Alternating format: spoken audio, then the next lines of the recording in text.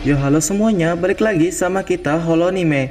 Kali ini kita akan membahas seluruh alur cerita anime Enen no Shobotai atau Fire Force versi Holonime. Anime ini menceritakan tentang fenomena manusia yang tiba-tiba terbakar. Pada zaman dahulu tidak diketahui sebabnya, manusia tiba-tiba saja terbakar dan dunia menjadi lautan api. Dan mereka itu disebut generasi pertama yang menjadi korban kebakaran spontan yang membuat tubuhnya hancur tanpa perlawanan. Lalu ada generasi kedua, yaitu orang-orang yang bisa mengendalikan dan memanipulasi api, tapi tidak bisa menciptakan api. Lalu generasi ketiga, mereka bisa menciptakan api dan mengendalikannya. Namun apabila para generasi ketiga ini menggunakan kekuatan secara berlebihan, mereka akan terkena overheat. Menceritakan seorang anak bernama Shinra Kusakabe. Ia bergabung dengan pasukan pemadam khusus unit 8. Tujuan ia bergabung adalah untuk menjadi pahlawan, menyelamatkan orang-orang, dan mencari tahu kebenaran tentang manusia terbakar yang menyebabkan ibu dan adik laki-lakinya meninggal. Shinra menjalankan misi pertamanya di sebuah kota Taitoku, distrik Torige. Sesampainya mereka di sana, Shinra teringat peristiwa yang menimpanya dulu. Lalu Maki membala api untuk membukakan jalan. Tiba-tiba Shinra terlempar terkena serangan manusia api yang membuatnya tak sadarkan diri beberapa detik.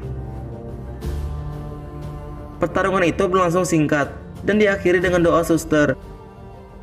Keesokan harinya mereka kedatangan anggota baru yang bernama Arthur Boyle. Ia merupakan teman seangkatannya Shinra waktu di akademi.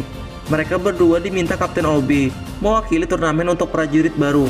Namun sebelum itu mereka mendapat info lagi, ada manusia yang terbakar.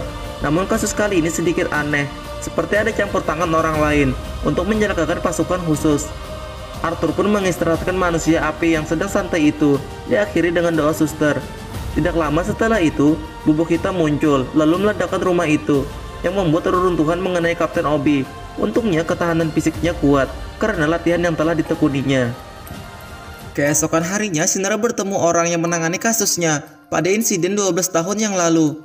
Ia adalah komandan pasukan pertama. Di saat Shinra menanyakan kejadian itu, komandan itu seakan menyembunyikan sesuatu. Shinra pun menaruh curiga pada komandan itu. Lalu dimulailah kompetisinya, yaitu misi simulasi di sebuah bangunan, menyelamatkan orang dari kobaran api, lalu mengalahkan para staf yang berperan sebagai manusia api.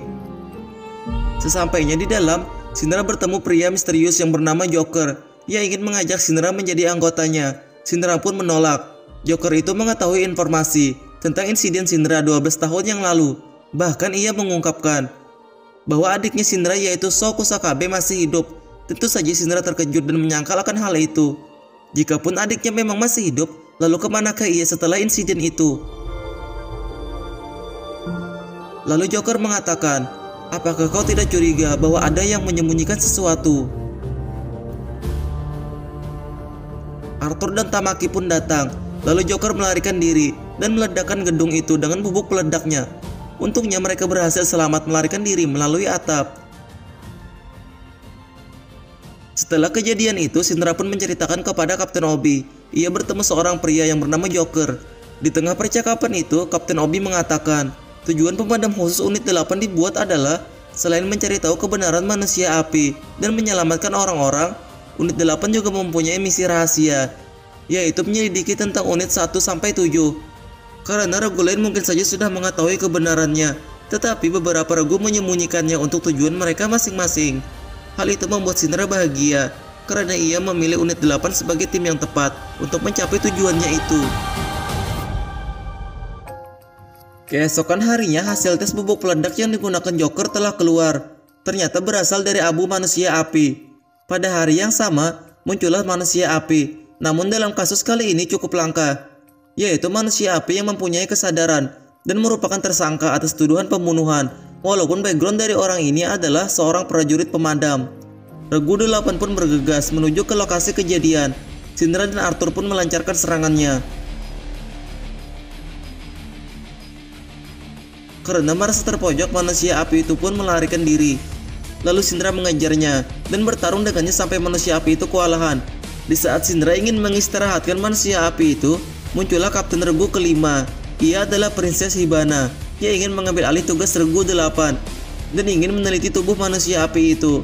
Karena Regu 8 tidak mempunyai tim peneliti, ujarnya. Awalnya mereka berdebat, lalu mereka pun bekerja sama untuk menggali informasi manusia terbakar dari tubuh manusia api itu.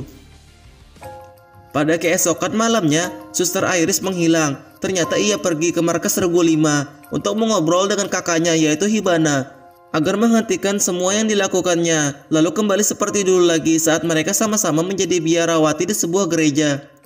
Hibana yang marah lalu membakar pakaian Suster Iris. Mengetahui Iris menghilang, Syndra dan kawan-kawan pun menyusul ke markas Regu 5 tanpa Kapten Obi. Hibana pun memanfaatkan hal itu untuk membunuh semua anggota Regu ke-8 agar semua informasi asal muasal fenomena manusia terbakar dan juga penelitiannya tetap menjadi miliknya sendiri. Setelah sampai di sana, mereka pun berpencar. Hinawa dan Maki dihadang oleh Toru Kishiri, generasi ketiga, yang menggunakan permen karet berisi gas sebagai alat peledaknya. Tidak tinggal diam, Maki pun mencari keberadaan lawannya itu. Setelah menemukannya, lalu Hinawa menembakkan senjata api secara asal-asalan yang membuat Kishiri lengah karena mengira hanyalah peluru nyasar. Tetapi Hinawa adalah generasi kedua yang dapat mengendalikan dan memanipulasi api, sehingga peluru itu berbelok dan melumpuhkan Kishiri. Pada waktu yang sama, Arthur berhadapan dengan manusia api. Hasil penelitiannya Regu ke-5. Arthur kewalahan melawan monster itu. Ia merasa seperti kehilangan jati dirinya. Ternyata ada yang keliru. Ia adalah pengguna tangan kanan tetapi malah menggunakan tangan kirinya untuk pedangnya. Setelah menyadari hal itu, kepercayaan dirinya pun meningkat, lalu dengan mudahnya mengalahkan monster itu dengan sekali tebasan. Scene pun berpindah. Syndra telah menemukan Iris yang juga ada Hibana di sana. Syndra melancarkan serangan kepada Hibana, tetapi ia terjatuh, terkena teknik Hibana yang membuat Syndra pusing. Setelah berdebat hebat, akhirnya Syndra pun memahami, ternyata Hibana adalah korban dari fenomena manusia terbakar yang membuat kepribadiannya berubah. Dulunya Hibana adalah biarawati yang taat pada dewanya sama seperti Iris. Namun suatu hari, semua suster selain Hibana dan Iris terbakar. Hal itu membuat Hibana sadar bahwa dewa tidak melindungi siapapun. Buktinya orang yang lebih taat daripadanya tetap menjadi korban manusia api. Baginya cara berlindung yang benar adalah dengan memanfaatkan orang lain demi dirinya.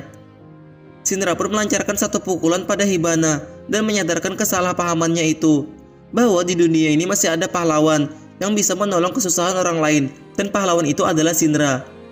Hibana pun menjadi tersadar. Ia juga mulai menyukai Syndra karena ia merasa selain menjadi pahlawan bagi dirinya, Syndra juga adalah orang yang dapat memahami dirinya. Lalu Regu 5 dan 8 pun saling mempercayai sepenuhnya.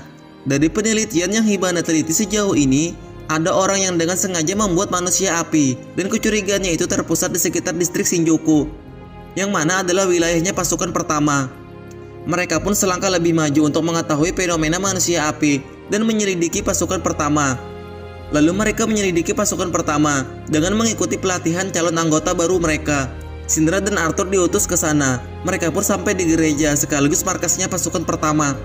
Syndra menantang latih tanding kepada pasukan pertama agar mereka mengetahui sejauh mana kemampuan Regu 8 dan lain-lain. Komandan Burns pun menerimanya. Syndra melakukan serangan demi serangan kepada Komandan Burns, tetapi tak satu pun serangannya yang membuat Komandan bergeming. Malah Syndra yang terpental terkena serangan dari Komandan Burns, tetapi mereka berhasil diterima pada pasukan pertama.